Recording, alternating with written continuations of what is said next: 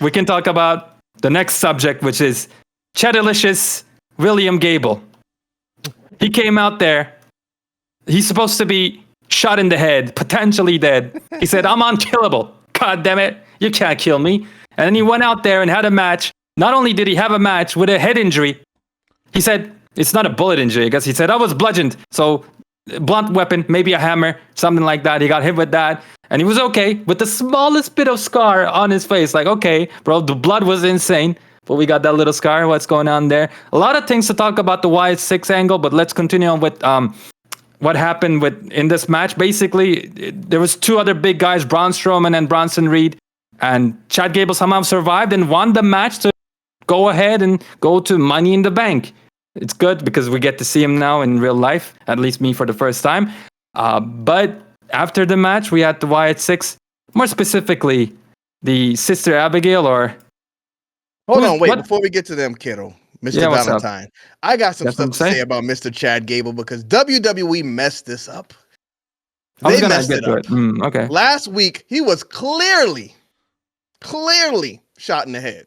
Yes, there's really no other way to explain it. He did come out and say I was bludgeoned, but bro, no, you were not. If you were bludgeoned, you would have had blood all over your face. But this was a perfect point on his head with the blood. Can I say this? Down. If he was bludgeoned, his scar should have been bigger anyways. Exactly. Because, continue. They just hit you with something just boop on the side of the head, and that's a wrap. And then we had another guy who was clearly shot sitting next to the wall with the blood spattering on the wall behind him. Like, WWE messed this up. I don't know if they Kelly for that. I don't know if they had a way that they knew how to get out of this, but they did not get out of it in a good way. They just came out like, oh, well, you know what? Chad Gable, he's actually fine, and he is going to be wrestling on Monday. I did like how they presented him like a star, though, when he first arrived to the arena, and he was like hiding his head, like they were kind of making a big deal out of it. Yeah. So, walking in. I don't know.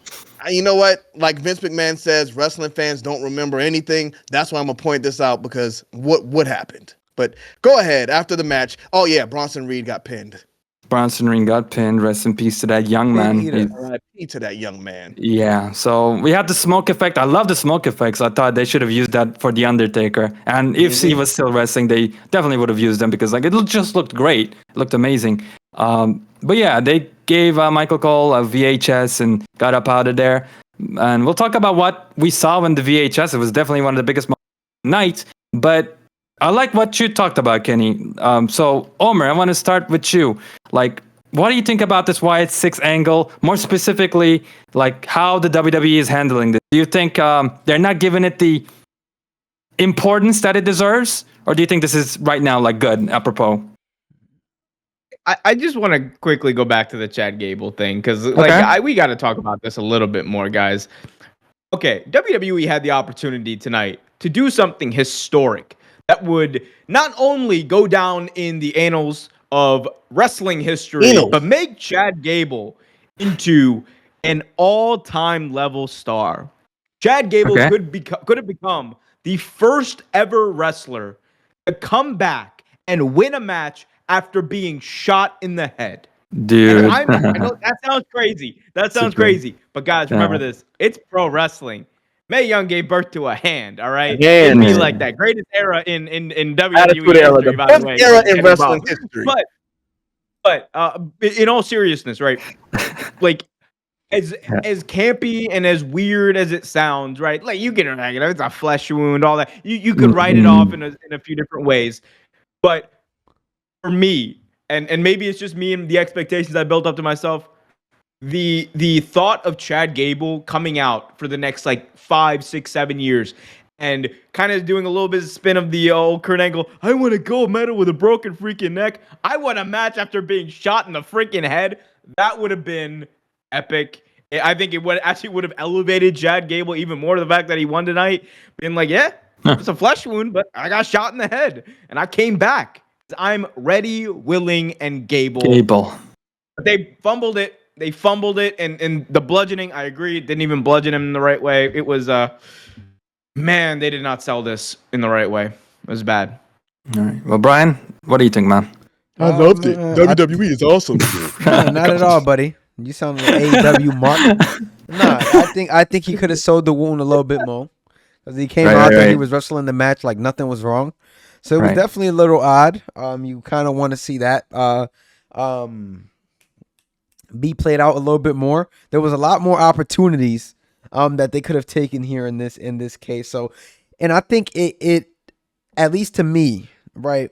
I think the problem with this is that I feel like the element of the danger of the Wyatt Six is kind of brought down just a little bit when you see a guy come back a week after being potentially shot, Exactly. killed on TV, whatever it is in kayfabe.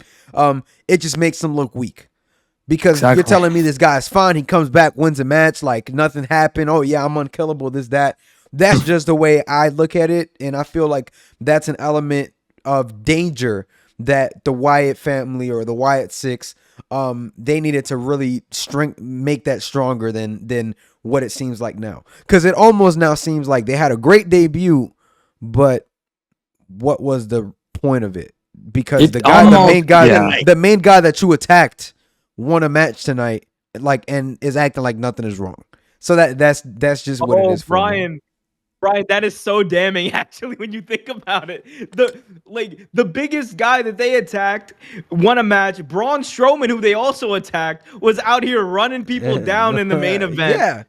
Oh, exactly. That is damning actually. Ooh. So that was honestly the response I was fishing for. It just seems like it's happening on its own little universe, own little corner at Raw, and nobody else is really getting affected. They made an impact with that first debut, but that's been it, man. They immediately, I think, made this thing colder. It's still interesting. Don't get me wrong. It's still I'll say this, interesting. Carol.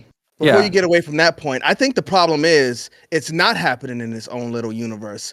Because if we look at how it's presented, like I think they need to isolate this where the announcers aren't talking about it or whatever, or they can be like, what's going on? But you got Michael Cole sitting at the table. Well, guys, last week, something crazy happened on Monday Night Raw. We're going to show you. Like, why are you throwing back to that if it's like a crazy murder scene?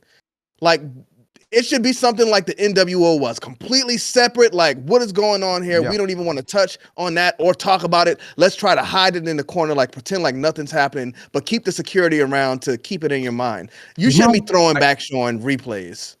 Go ahead. I agree, Kenny. And it harkens back to like one of the bigger problems that, like, you know, WWE and Vince McMahon specifically got wrong with the Fiend character, right? Every single time that the Fiend was doing something great, it felt like whatever like they were building up was kind of undermined by WWE's booking. Whether it was like, you know, the Fiend winning the World Championship and then getting jobbed out to Goldberg. Like, I'm not saying this is anywhere near as bad as that, but like, not yet. Like, if these guys, the Wyatt Six, are this big of a threat. And like, we love them. Like, I want to say that we all love them. If they are this big of a threat, and if you know, these guys are supposed to be these like killers, then what they do and the people they attack should be affected by it in a profound way for at least more than a week. I think that is not too much to ask for. Unfortunately, that didn't happen. I think it's a huge oversight for WWE.